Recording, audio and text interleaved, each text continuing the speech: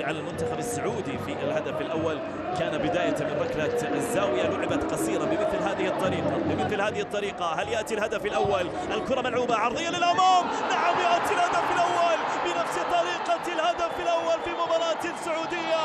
يأتي الهدف الأول من ناصر محمدو بنفس الطريقة للهدف الأول. اليمن، هل يكون اليمن السعيد اليوم في أول انتصار ربما يكون للمنتخب اليمني؟ جميلة جدا، رائعة جدا اللقطة، متفقين عليها في المباراة الماضية، ينجحون فيها أيضا في هذه المواجهة وهذه المباراة ليسجلوا معها أول الأهداف.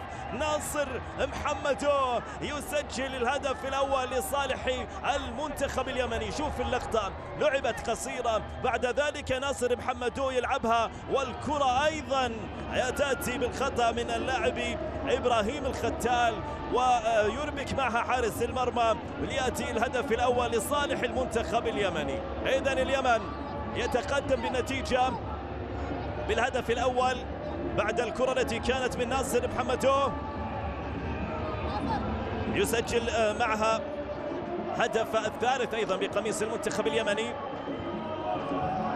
هنا الجماهير اليمنية الحاضرة،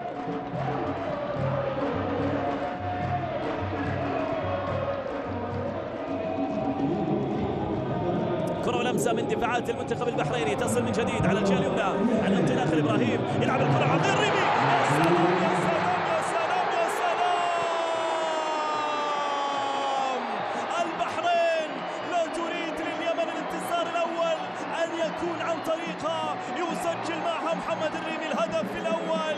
هدف التعادل يأتي بعد لمسة جميلة من محمد الريمي، يسجل هدف التعادل بعد عرضية حلوة من إبراهيم الختال. يا سلام يا سلام على البحرين والحلوة البحرينية حاضرة في هذا اللقاء بهدف جميل من محمد الرميحي. شوف اللقطة الماضية، إبراهيم الختال وعرضية على الطائر يلعبها محمد الرميحي، يسجل هدف التعادل في لقطة جميلة. شوف إبراهيم الختال كان رائعا في شوط المباراة الأول، صحيح أنه أخطأ بالهدف لكن يعوض الخطأ سريعا بهدف يأتي للمنتخب البحريني. يا سلام على التمريرة، يا عيني على العرضية والإنهاء الأكثر من رائع، إنهاء محمد الرميحي يسجل مع هدف التعادل.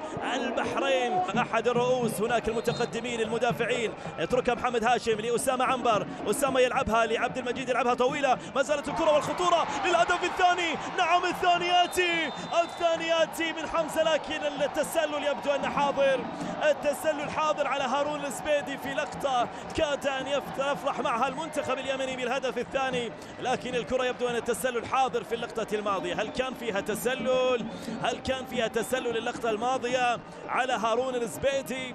ربما يعود معها للتأكد حكم المباراة هارون الزبيدي، هل كان متسللا في اللقطة الماضية بعد الهدف الذي أتى؟ حكم المباراة لم يطلب استمرار اللاعب، يطلب من السيد محمد جعفر الانتظار للتأكد من اللقطة الماضية. هدف هارون الزبيدي، يأمل نور الدين ولد علي أن يكون الهدف سليم، أن يكون الهدف صحيح، أن يكون الهدف الثاني لهارون الزبيدي المدافع صحيحا بعد الجملة الرائعة التي كانت بالخطأ في اللقطة الماضية بين أسامة عنبر وبين عبد المجيد صبارة.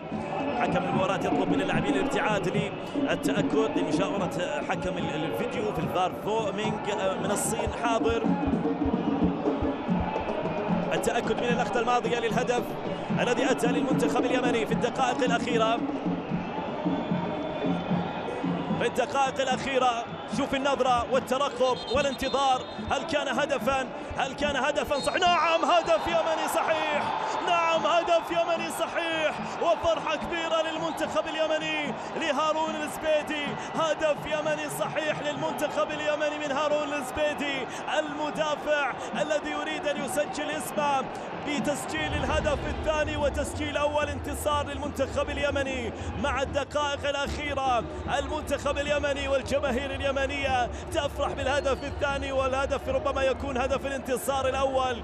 شوف التوجيهات بالقتال على هذه هذه النتيجة، توجيهات اللاعبين، توجيهات نور الدين ولد علي، أصوات الجماهير. شوف اللقطة الماضية، نعم لا وجود للتسلل، لا وجود للتسلل، كان اللاعب محمد عادل كاسرا للتسلل في اللقطة الماضية. محمد عادل من كسر التسلل ووضع المنتخب اليمني ووضع هارون الزبيدي في مكان صحيح سليم، يسجل معها المنتخب اليمني الهدف الثاني. هل تكون فرحة يمنية؟